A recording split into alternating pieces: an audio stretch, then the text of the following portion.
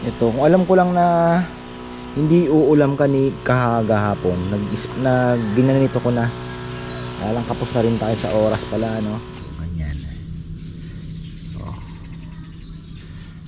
Medyo matrabaho ang bok choy, pero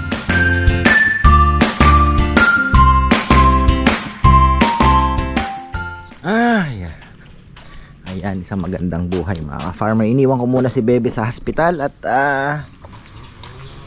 likot pa naman ni ang hirap bantayan mga ka-farmer, pero kailangan natin maghanap buhay. Ayan, daming absent ng mga tauhan natin.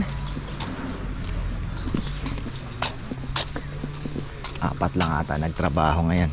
Ayan, tatlo lang kayo tapos si Kongkong. Ayos ah. Yan o, kahapon nagdilig na po ako nagtanim na po tayo ng ilang buto. At mukhang ngayon hindi tayo makakapagtanim, pero okay lang. I hope si Kongkong nakapag spray ng bagay. Ito pala kailangan din isprayan ng konti oh. Brudan na lang para meron naman tayong brudan dyan. Ganda sa talbos yun eh. So eto, may bit-bit ako. Didiligan natin kasi hindi umulan. Expected ko uulan. Kailangan po natin madiligan. Yan o. Diligera. Ayan o. So kahapon radish dito. Tandaan natin ang maigi. Ito medyo tingnan natin kung magtutubo. Tapos ito ay may mga tumutubo na kasya o. Ito po ay mustasa. So far wala pa namang si Shadow kahapon naglakad dyan. Ayan, hindi naman nila ginulo. Wala namang nanggulo. Ayos pa rin. Naglilinis si Kongkong doon sa talungan ni Mama Bet. Ay, hirap ng diligerang ito ah. Barado ba? Ano bang nangyari sa'yo? Puro putik yata.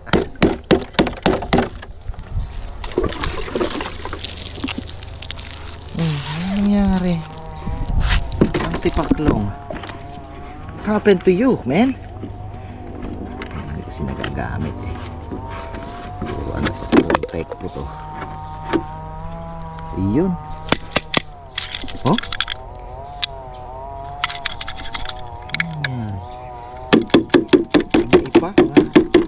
Dahon.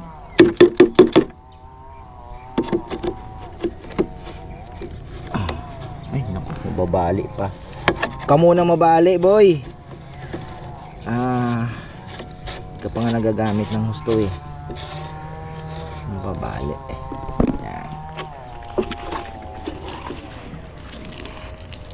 Wala talaga. Wala. Maganda pa yata yung ang problema natin itong puro linisin ko na lang. Puro puro hindi ko kasi nalinis. Puro buhangin. Pinaglaruan ng mga bata ito, linagyan ng mga ipa.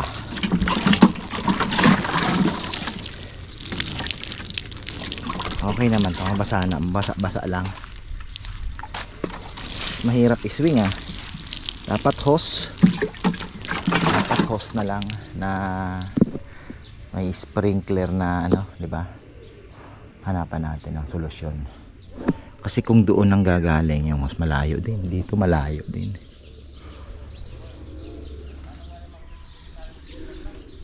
Malayo din. Alam ko hindi umaabot yun eh. Yung hose ni Papa Yama. Meron si Papa Yama na pandilig mo.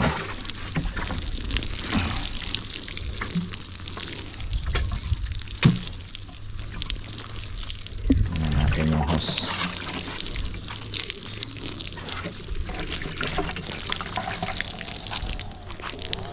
Ayun.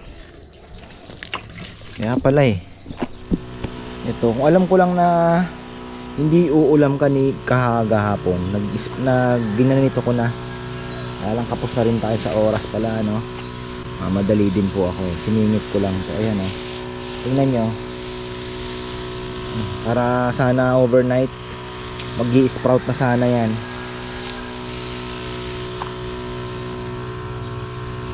Pwede nyo takpan yan kung sakali na para sa araw ba hindi siya matuyo yung ano, yung linagay natin na tubig. May fish amino na to.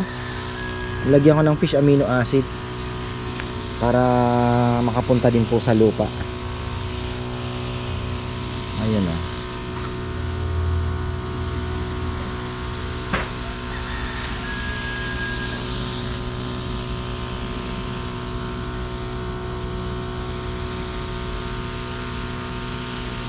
Kanya-kanyang paraan yan. Basta ang goal natin makaharvest ka ng maganda. Ganun lang naman yan eh. May iba-ibang paraan tayo, di ba? So ito kasi para sa akin effective yung ganyan na nakahil siya sa ilalim ko, sa baba ko tinatanim. Tapos pagka tumubo na po yan, mahahabang ugat niyan, para kang nagre-replant pero yung ugat niya nakakapit pa rin sa lupa. Tinatayo mo lang siya at tinatabunan mo na lang ng lupa yung stem para mas matibay na siya. Kasi pagka umulan po yan, kalaban natin, dadapa yan, babali yan. Diba? Ang ganda oh. Sa ibabaw, lagyan na rin natin. Ubusin na natin tong 16 liters.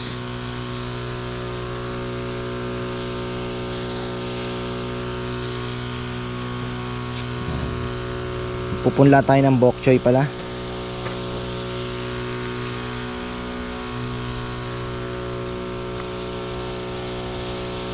Lakas din ng anong to, sprayer. Nga lang medyo mahina na. Ramdam mo eh. Hindi na po gaanong kalakas yung ano niya. Yung buga. Kasi gumagaan to pagka malakas eh, yung buga eh. Nagsuswing yung ating yung hose. May naamoy mo yung fish amino. Walang tama yun, di ba? Sustansya pa din po para sa lupa.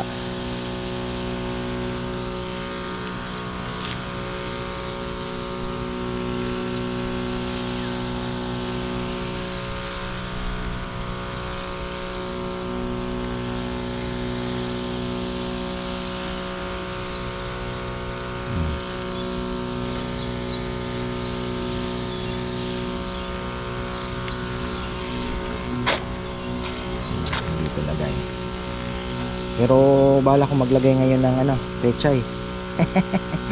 Kahit ito lang. Excited eh. Pechay. Tapos yung bok choy natin, paano ba to? Kasi yung partner ko na andun eh. Pinaglinis ni Mama Bet ng ano, talungan. Malaking bagay itong ginagawa natin na to. May amo pa sana ako dyan. Kaya lang yung amo ko expired na. Hindi ko nagamit sa pala yun eh, binili ko. Ilang piraso lang naman. Balak kong gumamit din yan. Pero palagi ko fish amino acid is enough na. Malaking na po ang fish amino. More on tayo dito, organic. Pagka sisingitan po natin to ng mga Carabao manure para ang sustansya ay tuloy-tuloy. Ubos na yung natin.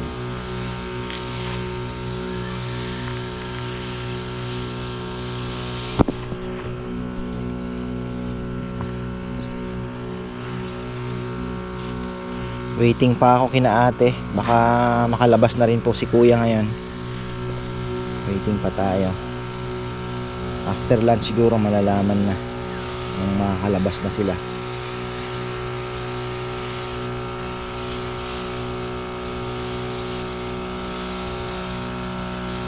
Tamang-tama, medyo makulimlim din naman. Maganda magtanim-tanim ngayon.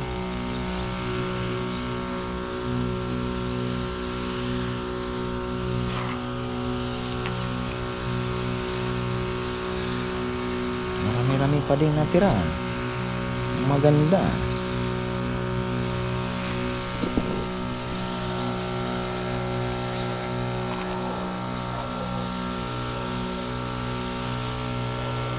Shoutout pala kay tropang Arnel Bundalian. Ayan, happy birthday sa'yo. July 14. Ayan, happy birthday sa'yo, brother. At hopefully yung mga pangarap mo din sa buhay na gawin dito sa Pilipinas, pagka ikaw ay nag-retire, ay ano mo, ano mo rin, maabot mo. Ayan, alam ko gusto mo din yung ganito. Marami din po siyang gustong gawin. So ayan, good luck sa'yo at maraming salamat sa suporta. Ano po yan, kamag-anak po ni kumpareng Rodel Bundalian. Actually siya ang nag-refer kay Rodel eh. Kung hindi po dahil kay brother Arnel, hindi tayo napadpad kay Rodel. So ayan, maraming salamat sa'yo. Happy birthday. Yan. Bah, dami din ha. Pero didiligan pa po natin yan pagka nag-ano tayo. So maganda, malagyan din po natin ng mga fish amino tong mga to, yung lupa natin. Para ano tayo, mas masustansya ang ating lupa.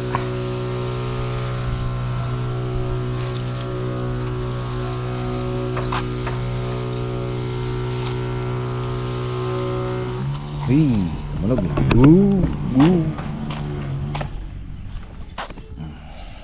Nandito po tayo sa lilim, mga ka-farmer.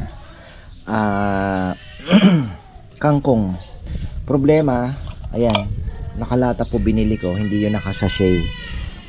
Ito yung kangkong, malalaki yung buto. So, nilagay ko na dito. Ayan. Tapos yung bok choy pala, halos sinlaki din lang ng pechay, mga ka-farmer, ang buto niya. Pero bala ko ipunla. So 1, 2, 3, 4, 5, 6, 7, 8 1, 2, 3, 4, 5, 6, 7, 8, 9, 10, 11, 12, 13. Nako, 13 na lang na 8, mga ka-farmer. So ilan ba yon? 39, 78 plus 26, 104. Tama ba? So ayun, mga farmer, 104. So dalawa na siguro ang lalagay natin. Tapos pechay ito. Sinlaki nga lang, magkakasinlaki lang, walang buto niya. Ngayon, mga farmer, mukhang mabibreak yung aking sinumpaang. Mukhang mabibreak na hindi ko gagamitin kasi pala ang problema natin, yung sprayer na isa, linagyan ko pala ng diesel yun. Linagyan ko ng diesel. Mahugasan ko na lang ng maigi siguro. I-spray kasi ako ng panglanggam na rin at pang brudan lang. Ito po, nakabili tayo doon sa beds kasi may mga langgam ako nakita. At the same time, yung ating talbos ng kamote, malagyan na rin po. At may kalaban tayo. Tapos i-update ko kayo sa talbos ng kamote. After ilang days, makikita nyo po, maganda na yan. Effective to. Hindi ito nanononog. Yung ginamit natin, di ko kabisado eh. Sumubo kasi ako ng ibang insecticide.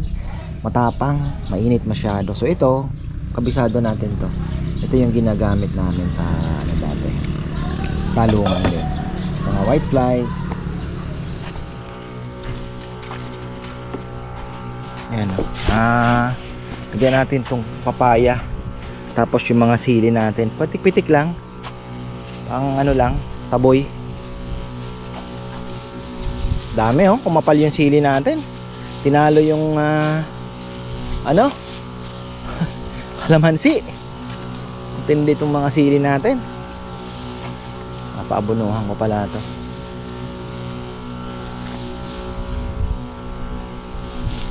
Yan. Yung kamote natin, lang, pitik lang yan.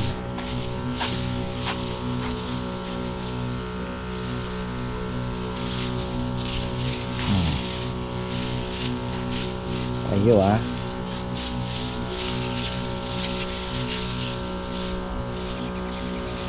Ay, yung oregano ko pa pala, kailangan din. Oregano. Nag-oregano ako kagabi. Oh, parang tatawid sa baga yung aking sipon. Mukhang tatamaan tayo. Kaya nag-oregano na po ako. Oregano pala ako mamaya. Turuan ko kayo ng technique ng pag-inom ng oregano. nang hindi na ano, nasasaktan. Ano, spray tayo. Unti lang, pitik lang. Ganyan lang naman. Hindi mo naman kailangan didiligin eh. Ano lang tayo. Oh. Ano na yan? Okay na yan. Insecticide na po ito.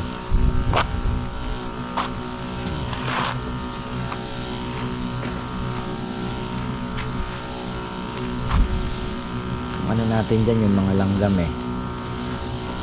Malaban. Magnum sana, kaya lang hindi ko masyadong tiwala sa Magnum eh. Umiinit, magdidilim. Pero tingnan nyo oh. Ang dilim. Ganyan po ang panahon ngayon, kaya medyo ano naman tayo. Medyo maganda maggulay. Kasi didilig palagi, tsaka hindi gaanong mainit. Pangit din, sobrang init talaga. Kaya nga sa Baguio ang ganda ng gulay, di ba? Dito sa Pampanga, hindi lahat ng gusto mong itanim ay may tatanim mo. Pipiliin mo pa rin. Kasi hindi talaga lahat tutubo. Kahit fruit bearing.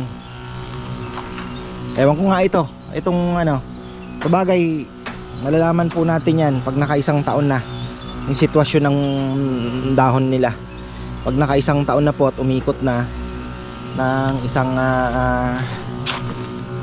ikot ang season ng ano, di ba, yung tag-init, maranasan niya din. Kasi ngayon hindi mo pa masabi yan eh, dahil hindi pa ganun kainit eh. Yung talagang matikman niya yung halos 40 degrees Celsius, yun po yung kailangan dyan sila matetest talaga. Kaya abang pa tayo next year, God willing, eh kikita natin kung talagang kaya niya. Pasya naman yung aking tinimpla. Hugasan na natin kaagad to at gagamitin ko pa sa orchids mamaya. Nagaano tayo, may namay na naman ako mga farmer, nakakainis.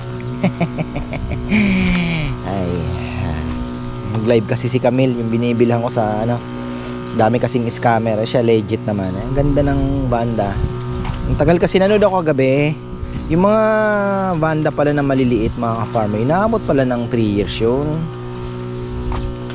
Eh parang napakahirap naman ano.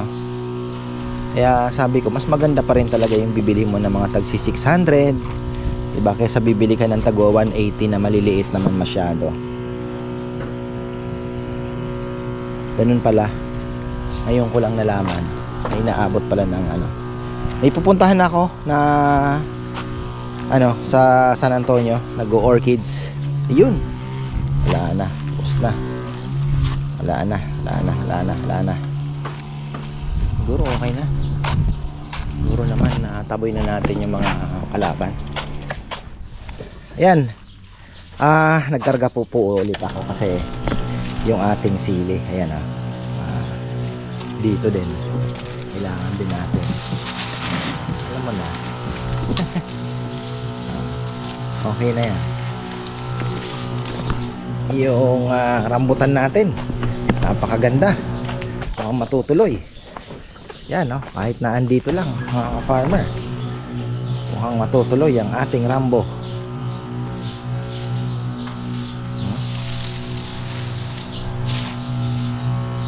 Nakakalimutan kong fertilizeran pala ito. Pipitas pala muna ako ng dito dahon. Ako'y magdidikdik ng oregano, mga marami-rami na para pang ilang araw. Yan may mga kumakain kasi Isipin nyo pati oregano, ini-insekto. Ayan o. Kita nyo yan? May insekto yan. Ayan o, may mga uod. Hindi po dapat ganyan yan. Ayun o, tingnan nyo. May mga ito. Oh. So kailangan natin mapuksa yan. Kalimihan dyan, ang uod nasa ibabaw naman yan. Tanda, wala tayong makitang uod. Ayun, meron. Ayan. Yun o, nasa na yan? Oh, kita nyo yan? Yan yun. So tama-tama po itong ating insecticide. Ayan na. Tayo mag-i-spray na. Paliguan natin ng maganda-ganda to para matepok ang mga lintik. Tapos babalikan natin yan after ilang araw. Dapat mamatay. Dapat maganda na yung mga susunod na talbos, dahon. Wala nang pinagkainan. Ganda ngayon ng oregano dahil tag-ulan. Meron naman pala ako doon sa kabila na makukuha. Yung tinusok ko last year ay tumubo ngayon. Ayan o, tingnan nyo, may mga sapot o. Kubos na. Kita ko lang. Tingnan nyo. Grabe ano. So ayan, pagka hindi pa po natin yan na puksa, yan po ay lalala ng lalala hanggang sa halos ano na, kainin na nila yung mga dahon. Paparami yung mga yan. Pero ayan, na-spray naman natin. Sana po ay mapuksa na sila. Talbos ng kamote pala. Wala na. Dito, yung kulay pula natin. Kahit ambon-ambon lang siguro, pwede na. Dito meron din eh. May tumitira din eh.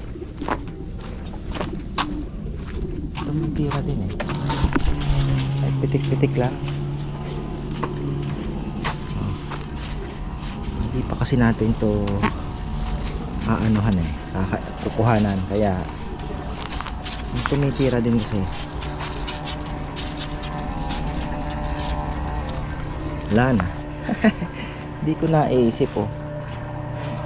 Uy, wala boss.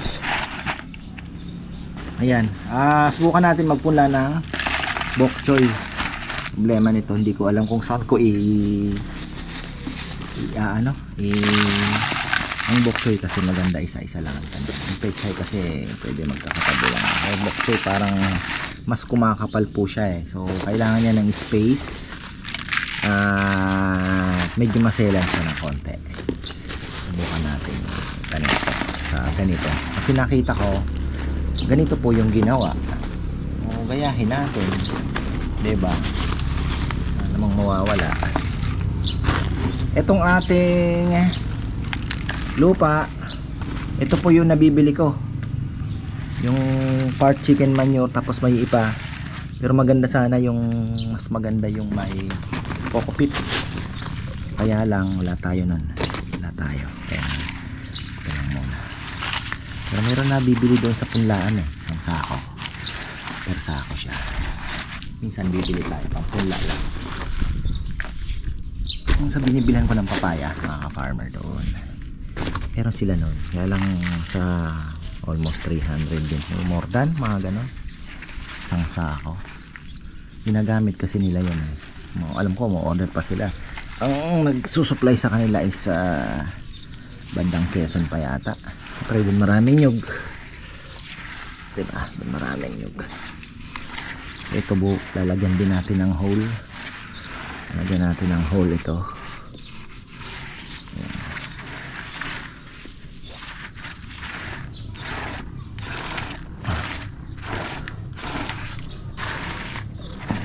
Si Rowan nakatulog, lagi siya nakakatulog. Ayan, pawis na naman tayo, napakaganda. Yan naman ang hinahanap natin. Ito, pwede na ba itong pang hole? Putol na ugat ng orchids oh. paswerte. Sayang ano. Wala talagang ganun. Sa package po ito, sa pagpa-package nila. Ayan o. Kaya ba? Okay. Basahin kaya muna natin para mas maganda. Ayan. Na-sprayhan na natin. So kailangan natin maglagay kasi ng hole na maliit. Doon natin ihulog sa gitna yung seed. Ganyan po ka trabaho yung gagawin natin. Ganyan ka trabaho yung ating gagawin. Ang isa pa sa problema ko kung saan ko ilalagay ito. Dito na lang siguro. May hindi naman siguro guguluhin ng mga aso. Kalaban natin dito aso eh. So ganyan. Medyo matrabaho ang bok choy pero kailangan ko din eh ng pasensya. Kailangan ko pong practice pa yung di ba? Kasi pag nagfa-farming kayo, isa sa dapat yung ma-develop is patience. Maging patient pa sa pag-aantay. Kasi ano eh, 'di ba? Parang business din 'yan. Nahalin tulad ko na naman. Bago ka umani, magtatanim ka muna. So ganun din naman po ang 'di ba? Lalo na yung mga gulay, ganyan. Gusto. Bago ka umani, maghihirap ka muna 'Di ba? Hindi naman yan orchids may bulaklak mong mabibili. Ay, napunta na orchids Ayan. Oh. Ayan ang madugong part. Ito, nalaktawan ko Why? Nalaktawan ko to Oh.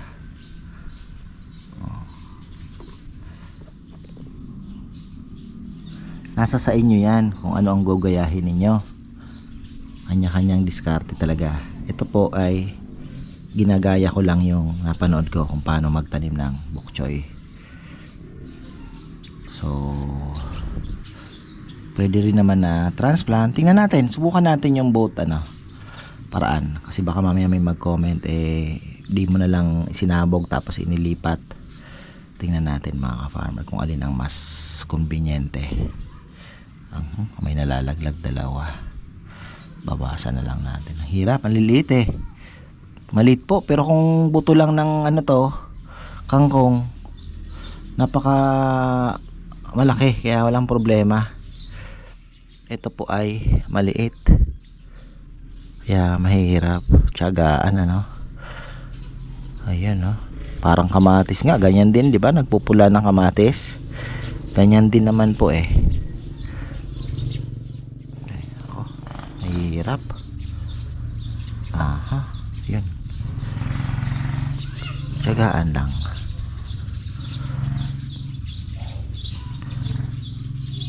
Ayun